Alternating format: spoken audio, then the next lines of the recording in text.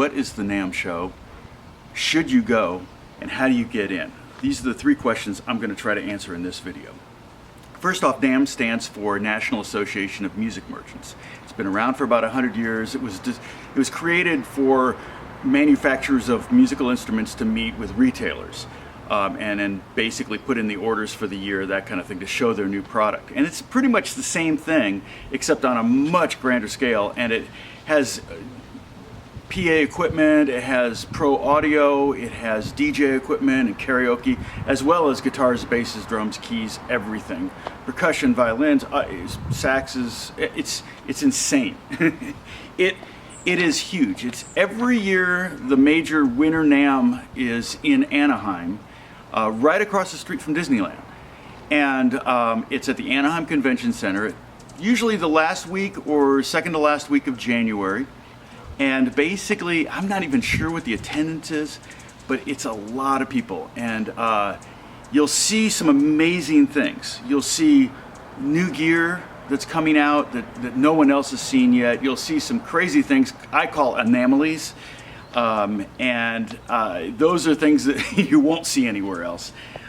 Maybe never coming out. They're just for fun. They're just for display. You'll see all sorts of great musicians. You'll see famous musicians, but you'll also just see completely unknown musicians that'll just blow your mind how good they are. And lately it's been less, every year it seems to be less of the shredder kind of thing going on and more of the tone kind of thing going on, which is actually a good trend. It's also a place where you can meet manufacturers. It's a place where you could possibly make a connection that would allow you to get some gear at a discounted price or even some free gear. Okay, is it worth it? Financially, probably not. Professionally, maybe.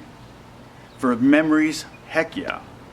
And for the weather, yeah, you're not going to have any better weather than Anaheim in January, probably anywhere else in the country, if not the world. The weather's almost always stellar. California's always showing off that week. So the question, should you go? You know, it's really up to you. If you're a desire to be a pro, and then it might be a place where you could go to be inspired, and like I said, see lots of new gear, and maybe even get some endorsements. I'm not anybody famous as far as the guitar world goes. However, I have managed to make some great connections at the NAMM show. With Lexicon, with Taylor, with Martin, with Elixir Strings, and let's see who else, Gold Tone, different companies that Fender, that I use their product, and I just happened to talk to them, and they said, hey, you know, we would love for you to check out this new thing that we're going to do. We'll send it to you, or can we get you a deal on something? And so that's been really, really cool. So you might be able to do something like that. Now, the hard part is, and for years it was very, very difficult to get badges, or at least it was for me to get badges. And it's still not easy. It's not open to the public. I think that lately, I could be wrong on this, but maybe Sunday, which is a shorter day, the whole show ends at 5 in the afternoon instead of 6. But I think Sunday you can buy tickets for it. But generally when you go, you don't pay anything. You just get someone to put your name on a list, and you get a badge. You get it you get an email, and you can print it up, or they print it up there, and then you just wear that around your neck. That's what you see everybody wearing around their neck, is their badge to get in and out of the place. So one of the things you can do, I would highly recommend downloading the NAMM app onto your phone, okay? Because if you have the NAMM app on your phone, you can see all of the manufacturers that are there. And you might be surprised at how many manufacturers are actually in your area. And when you find them, you might be able to work out something where, hey, I would love to come to the show, can you get me a badge? Because if they're going to the show and having a booth, they're going to get some badges, and they may not have enough. They may get 10 or 20 badges, and they may only have 5 people working there. So they're going to, and maybe most of their friends and others are not going to want to fly all the way to California. So you might be able to get from manufacturers in your area. Another thing you could do is if there's a music store in your area that you frequent, if you spend a lot of money at a music store near you. If it's a Guitar Center, you're probably not going to get a badge from them. But if it's a small place, they are very likely going to be going to NAMM or sending some people to NAMM to check out the gear and make orders for the next year. And that's often what they do. It's where the retailers meet the manufacturers and place all the orders for the coming year. And so you might be able to go with your local store. And you can even toss them some money to pay for because they may have to pay for some badges, but generally I've never had anyone ask me for money for a badge. And if you do that, you could even offer to help them and say, hey, what do you want me to check out? I'll check out and give you my opinion on.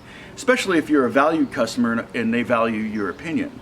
Let's see, another way you could get in possibly as a member of the press, and that might carry over into like if you had a high subscriber podcast, or if you had a high subscriber YouTube channel, or you were an Insta star. If you were a star on Instagram, you might be able to. But if you're already at that level, you're probably going to have manufacturers reach out to you and want you to endorse their products. And then you can say, hey, if you like their product and you want to, you can always say, hey, can you get me into NAMM? So that would be another way for you to be able to get in there. And you also might be, if you know some artists that are going to NAMM or whatever, you might be able to tag along with an artist. You just never know. So it's crazy. I'm going to put some footage at the end of this video so you can kind of check out some scenes and see. It's fun. It's insanely large. You have no idea how big the NAMM show is. I think my pedometer said I walked 6 miles the first day, and then I think I did 5 miles the second day, and you just kind of find yourself going, oh, I got to go over here. So you walk all the way across the convention center, and you go, oh yeah, I got to go meet this guy, and you walk all the way the other way.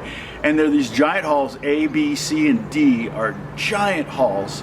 Then there's E, which is downstairs, and it tends to be where a lot of the smaller companies, more boutique-y kind of things like Bourgeois Guitars and Collins and let's see, Loudon's down there, Husson Dalton. A lot of the acoustic guitar companies are down in Hall E, which is the lower hall, and it's considerably quieter down there.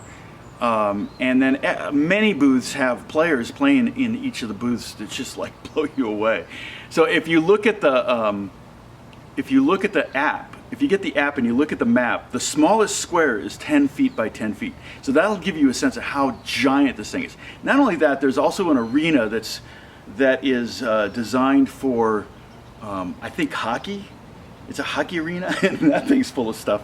And then there's giant hotels. There's the Hilton, and I think it's the Sheraton. They both have. I think Yamaha takes up the entire convention part of the hotel next door, and Roland is in the hotel, the other hotel. I mean, it's unbelievable. So it's kind of if you just do it once, it might be worth it, just for the memories and for the fun.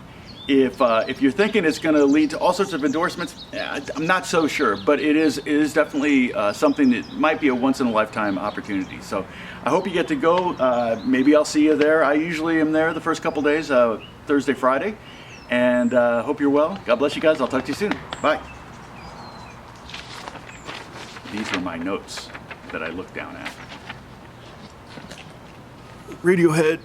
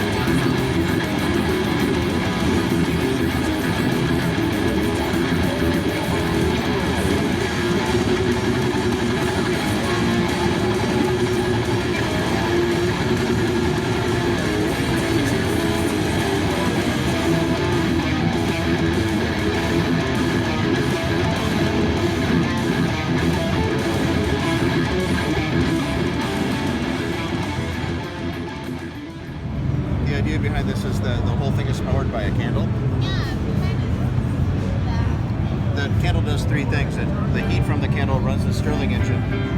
The Stirling engine's purpose is to spin that optical disc.